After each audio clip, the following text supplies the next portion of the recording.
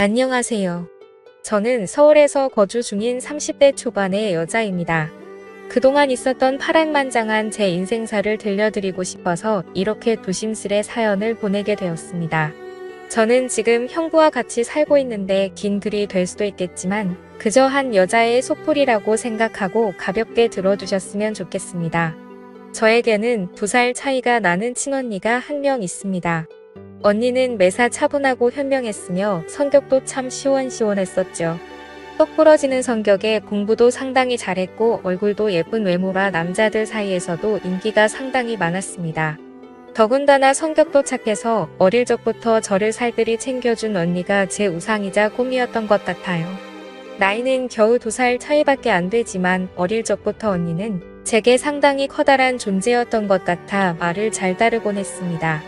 공부를 상당히 잘하던 언니는 서울의 좋은 대학에 입학하게 되었고 그로 인해 서울에서 혼자서 자취를 시작하게 되었습니다. 그때 당시 저는 혼자 나가서 자취하며 사는 언니가 그렇게 부러울 수가 없었죠. 공부도 잘하고 대학도 좋은 곳에 가는 언니를 동경하며 저도 언니를 따라가기 위해서 이를 악물고 정말 공부를 열심히 했었습니다.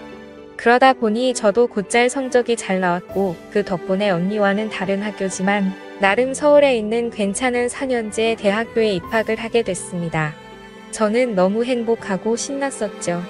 그렇게 꿈에 그리던 언니와의 자취생활과 대학생활이 너무 기대가 되었습니다.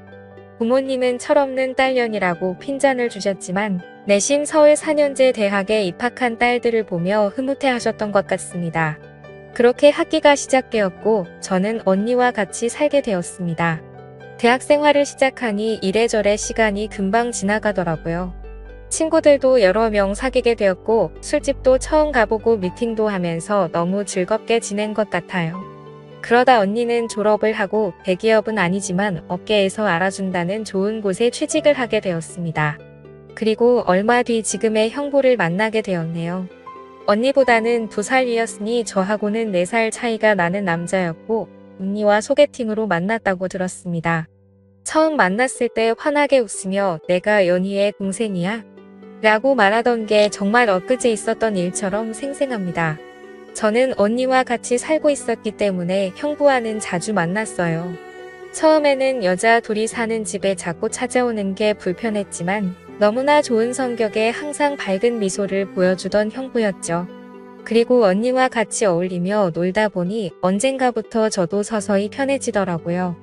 2사람은 항상 저를 같이 챙겨주었고 식사나 영화 그리고 술을 마실 때도 함께 했어요. 언젠가부터 그게 너무 좋았고 일상이 된 듯이 같이 노는 게 편해졌습니다. 저와 형부는 아는 오빠 동생 같이 아주 편한 사이가 되었던 거죠.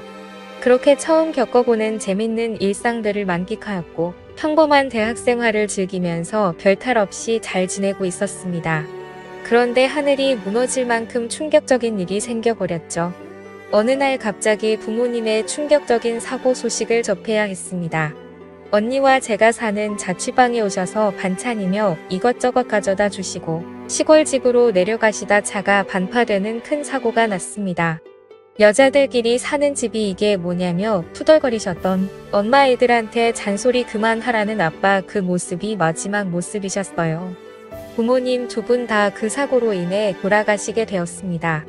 저희 자매는 너무나도 슬픈 그 현실을 어린 나이에 모두 받아들여야만 했습니다. 형부는 장례식장에서 언니의 남자친구라고 주변 분들에게 소개를 하고 저희 부모님의 마지막 장지까지 함께 해주었습니다. 목 놓아 울다가 너무 힘들어 지치면 형부가 달래주었고 무엇이라도 먹으라며 밖에서 죽까지 사와서 저희들을 챙겨줬었죠. 형부에게 너무 고마웠고 그때부터 많이 의지가 되었던 것 같아요. 그렇게 부모님을 보내드리고 나니 저희는 졸지에 고아가 되어버린 거나 마찬가지인 상황이 되었습니다. 그렇게 힘든 시기에 겨우겨우 버티면서 대학생활을 마치고 졸업을 하게 된 저에게도 어느 날 한 남자가 다가오게 되었습니다. 이 남자가 바로 제 전 남편입니다. 부모님이 돌아가시고 형부와 언니에게 많이 위로받고 기대면서 살았지만 그걸로 제 마음이 채워지기에는 부족했었나 봐요. 자상하게 다가와서 제 말을 잘 들어주던 그 남자와 연애를 하게 되었고, 저는 자연스럽게 그 남자에게 제 삶을 기대고 많이 의지하게 되었었죠. 그러다 보니 집에 들어가지 않고 외박을 하는 횟수도 점점 늘게 되었고, 안 그러던 제가 갑자기 그런 모습을 보이게 되자 언니와 형부에게 혼도 많이 났었습니다. 그러던 중 저는 그만 사고를 치고 말았습니다. 어리다면 어린 그 나이에 혼자 임신을 하게 되었던 거죠. 지금 생각해보면 정말 미친 짓이라 생각하고 있고 그 시간을 되돌리고 싶은 심정입니다. 물론 지금 제 인생 누구보다 소중한 제 딸아이가 없길 바란다는 뜻이 아니고 전 남편만 되돌리고 싶습니다.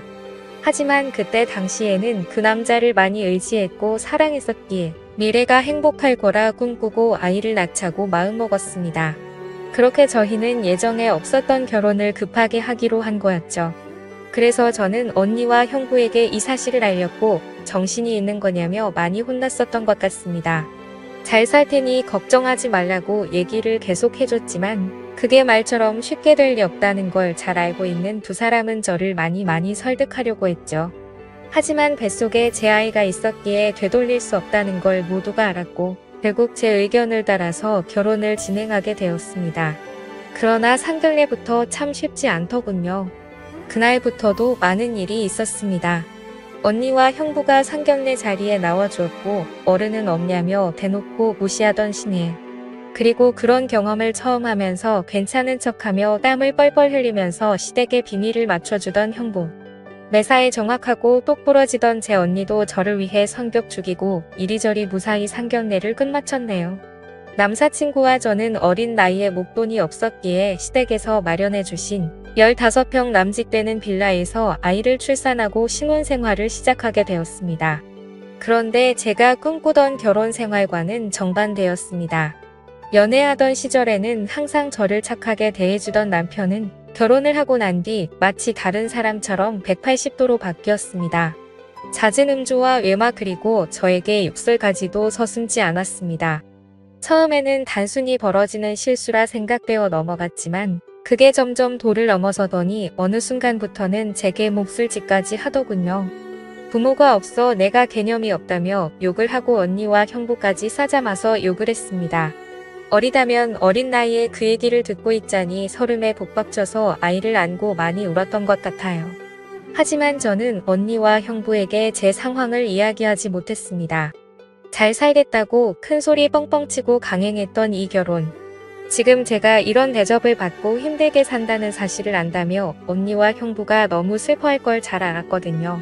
그렇게 저는 힘든 하루하루를 살아가던 중 언니와 형부는 결혼을 하게 됐습니다. 저는 그 당시 많이 힘들고 지친 마음이었지만 누구보다 그 둘의 결혼을 축복했기에 밝게 웃으며 축하해 주었습니다. 그리고 저의 불행한 일상이 2년쯤 지났을 때였습니다. 남편의 폭언과 만행은 점점 더 심해졌고 어느 날부터는 술집 다니는 여자와 외도를 하는 사실까지 알게 되었습니다. 많이 믿고 결혼한 사람이었기에 그런 현실들이 너무 많이 힘들었어요.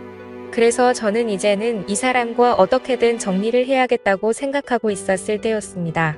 하지만 현실적으로 이혼하고 나가면 어떻게 살까라는 생각이 들었고 아직 이렇게 조그마한 딸아이와 내가 잘 살 수 있을까 걱정이 들었습니다. 동원님께서 살아계셨으면 내가 돌아갈 곳이 있을 텐데 하는 슬픔에 잠겼죠. 그러다 힘들어 지쳐 딸아이를 데리고 언니를 보러 집으로 찾아갔습니다. 저는 아무런 일 없다는 듯 언니와 식사를 했고 평소대로 일상적인 대화를 나누었습니다. 언니와 식사를 하고 있는 중에 형부가 퇴근하여 집으로 들어왔고 저를 보며 반갑게 맞아줬습니다. 언니네 오게 되면 딸아이 선물도 챙겨서 들어오게 미리 얘기 좀 하라고 하는 형부. 이렇게 정감 있는 인사를 해주며 제 머리를 쓰다듬어 주더라고요. 그런데 얼마 전 남편에게 밀쳐져서 넘어지다 찢어졌던 부분을 건드렸고 저도 모르게 비명소리를 내게 되었습니다. 형부는 깜짝 놀라서 뭐냐고 왜 그러냐고 계속 물어봤죠. 저는 사실대로 말할 수 없어 눈을 못 마주치고 있는데 걱정을 해주는 모습을 보고 있으니 저도 모르게 서름에 북받쳐 갑자기 눈물이 흘렀습니다. 뭔가 이상하다는 느낌을 감지한 건지 형부는 제 몸을 계속 살폈고 눈에 띌 만큼 표정이 급격히 경직되면서 변해갔습니다. 형부는 남편 놈이 이런 거냐고 솔직히 말해보라며 저를 가부쳤고 저는 아니라고 계속 부인했지만 하염없이 나오는 눈물이 제 말이 거짓이라고 저를 대신해서 대답해 주었죠. 결국 그날 그동안 있었던 모든 일에 대해서 솔직하게 말을 했고 형부는 화를 내면서 그 늦은 시간에 저를 이끌고 우리 집을 찾아갔습니다. 술을 좀 했는지 소파에 누워서 뒹굴고 있는 남편을 사정없이 멱살을 잡고 흔들기 시작했습니다. 네가 사람 새끼냐고 어떻게 여자한테 그럴 수 있냐며 계속 욕을 했죠. 남편은 그러다 넘어지면서 바닥에 부딪혔고 악을 쓰며 소리를 질렀습니다. 형부는 그때부터 정신이 조금 들었는지 잠시 숨을 고르더라고요.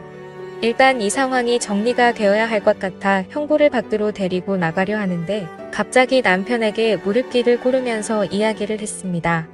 우리 처자 어디 가서 이런 대접 받을 아이 아니라고 제발 잘 존대해주면 안 되겠냐고. 내가 실수해서 다쳤으니 속 풀릴 때까지 자신을 때리라고 하더군요.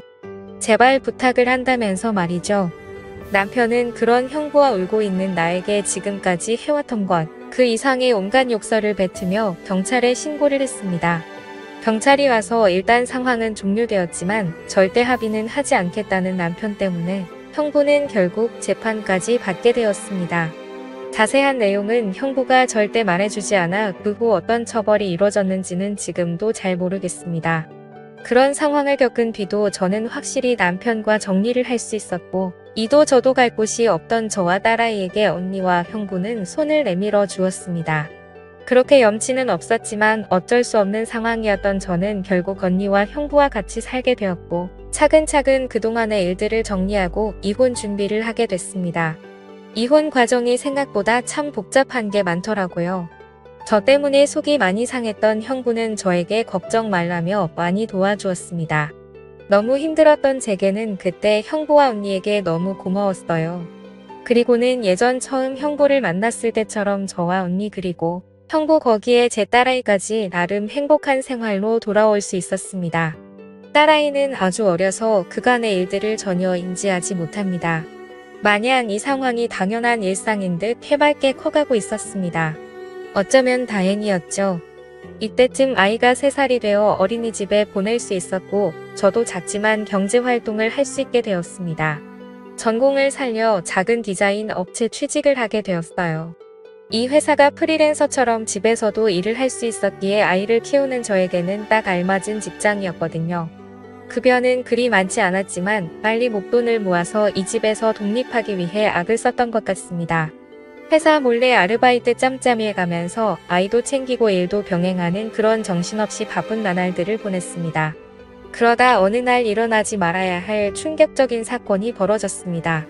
왜 저에게는 이런 시련들이 몇 번씩이나 이어졌는지 하늘이 원망스럽습니다. 어느 날 회사에서 디자인 회의를 하고 집으로 돌아왔는데 회사에 있어야 할 형부가 잔뜩 어지럽혀진 집안 식탁에 앉아 울고 있었어요. 식탁 위에는 마시던 소주들이 널브러져 있었고요. 너무 놀라서 이게 무슨 일이냐 물었지만 형부는 아무 말이 없더라고요. 그러다 식탁 위에 올려진 이혼 서류를 발견했고 그 서류에는 언니 이름이 적혀 있었습니다. 무슨 일이냐 물었습니다. 한참이 지난 뒤에 형부가 하는 말이 언니와 이혼하게 되었답니다. 언니는 집을 나갔다고 하더라고요. 갑자기 도대체 무슨 말인지 도저히 이해가 안 되었어요. 아무 문제 없이 행복하게 잘 지내고 있는 줄만 알았는데 갑자기 이혼이라니요. 계속 형부에게 물었지만 형부는 그냥 이혼할 거니 그렇게 알라고만 얘기했고 다른 이야기는 해주지 않았습니다. 일단 아이를 챙겨야 했기 때문에. 대화는 그렇게 끝났고 바로 언니에게 전화했습니다. 언니는 아무 말도 하지 않았고 저는 무슨 일인지 일단 만나서 이야기하자고 언니를 다독였습니다. 언니와 만났고 이야기를 들었습니다. 언니는 정말 미안하고 몹쓸 짓인 걸 알지만 사랑하는 사람이 생겼다고 말하더군요. 이게 도대체 무슨 말인지 말도 안 나왔습니다. 제가 그렇게 좋아했던 똑순이 언니가 형부가 아닌 사랑하는 사람이 생겼답니다. 너무 화가 났어요. 뭐라고 욕도 나오기 전에 언니의 뺨부터 때렸습니다. 도대체 이게 무슨 짓거리냐고. 형부가 우리한테 얼마나 잘해줬는데 그게 무슨 말이냐고. 내가 잘못 들은 거 맞다고 말하라고 소리를 질러댔습니다. 그런 언니는 그저 미안하답니다. 저를 끝까지 챙겨주지 못하고 무책임하게 떠나게 되어서 미안하다고 하더라고요. 너무나 황당하고 어이가 없어서 말도 제대로 안 나오더군요. 그렇게 저희들을 위해 잘해준 우리 형부가 너무 불쌍해서 저는 정신을 차리고 언니에게 이야기했습니다. 앞으로 너는 내 언니도 아니고 2번 다시 우리 앞에 나타나지 말라고.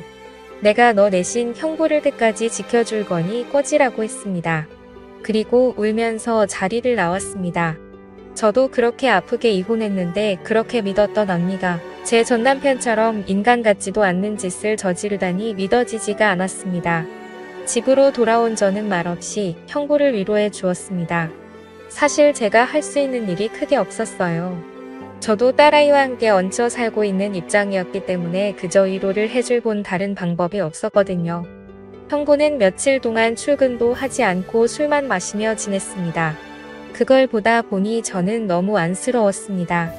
그래서 그때부터 언니 대신 집안일을 더욱더 살뜰히 챙겼고 가상 육아일을 병행하게 되었습니다. 너무 바쁘게 움직였지만 그것보다 형부의 충격이 더 걱정되어 힘들다는 생각도 못했었죠. 그러던 어느 날 형부가 저를 불렀습니다. 그리고 봉투 하나를 건네주었는데 1억 원이 수표로 들어있었어요. 그러며 하는 말이 같이 아파트 들어가려고 모아주었던 돈인데 이제 아무것도 필요 없으니 이 돈 가지고 나가서 자기 걱정 말고 행복하게 살라고 합니다. 여기에 계속 있기 불편하지 않겠냐고 어차피 끝까지 저랑 제 아이 데리고 가려고 했었기에 그 몫을 나누어 주는 거라고 하더군요. 힘든 그 와중에도 제 걱정을 하고 있었다니 눈물이 나서 펑펑 울어버렸어요. 그리고 형부를 꼭 안아주며 내가 같이 지켜줄 거니까 너무 슬퍼하지 말라고 당분간 곁에 있게 해달라고, 형부가 정신 차리면 내가 안아서 나갈 테니 이 돈은 필요 없다고 말했습니다. 형부도 감정이 복받쳤는지 목 놓아 울었고 알겠다면서 고맙다고 말하더라고요. 그렇게 저와 저의 딸 아이 형부까지 새로운 가족이 되었습니다. 형부는 바라게 뭐 있냐고 아무것도 필요 없다며 언니와 조용히 합의 이혼을 했습니다. 왜 이렇게 착한 사람을 상처받게 만드는지 언니가 너무 미웠고 형부에게 미안했습니다. 이렇게 짧은 시간 동안 부모님의 사고, 그리고 혼전, 임신과 이혼도 믿었던 언니의 충격적인 배신까지 무려 3가지나 되는 큰일을 연달아 겪었습니다. 형부는 이혼을 한 뒤로 정신을 차리고 일상으로 돌아왔습니다. 저도 마찬가지고요. 서로 많이 의지를 해가며 바쁜 나날들을 보내고 있습니다. 언니가 떠난 충격을 온전히 떨칠 수는 없었지만 그래도 그 슬픔이 어느 정도 가셨을 무력 작은 월세방을 얻어서 나간다고 형부에게 말했죠. 어느 정도 일상이 제자리를 찾은 것 같아서 제가 살기를 찾아가겠다고 말했더니 여기가 너희 집인데 어딜 가냐고 화를 내더라고요. 이제 우리 가족인데 어딜 나가냐고요. 끝까지 서로 의지하자며 저를 붙잡더라고요. 형부를 위해서도 이건 아니다 싶어 완강히 거절했지만 이런저런 실랑이 끝에 형부에게 너무 고마운 마음이 들었습니다. 결국 저는 형부의 손을 놓을 수 없었습니다. 저희는 서로 상처받은 사람들이 만든 이상한 가족 구성원이 되었지만 나름 행복하게 잘 살고 있습니다. 지금은 전에 살고 있는 곳보다 조금 더 좋은 아파트로 이사도 했고요. 남들이 이상하게 볼 수도 있겠지만 신경 쓰지 말라고 늘 본인보다 저를 신경 썼어요. 아이 유치원 행사에도 내비 없는 자식 소리 듣지 않게 하려고 아빠처럼 참여해줬고요. 남들이 흔히 생각할 수 있는 이상한 관계는 절대 아닙니다. 사실 저조차도 나름 소소한 행복을 느끼며 사는 이 순간이 영원할 것 같진 않습니다. 언젠가는 저도 형부와 떨어져 이곳에서 떠나야 할 거라 생각하고 있고요. 그래도 지금 당장은 현재에 충실해서 행복하게 지내보려고 합니다. 길다면 긴 시간에 많은 일들을 모두 담아보려다 보니 많이 횡설수설한 것 같네요. 제 이야기 들어주셔서 감사합니다.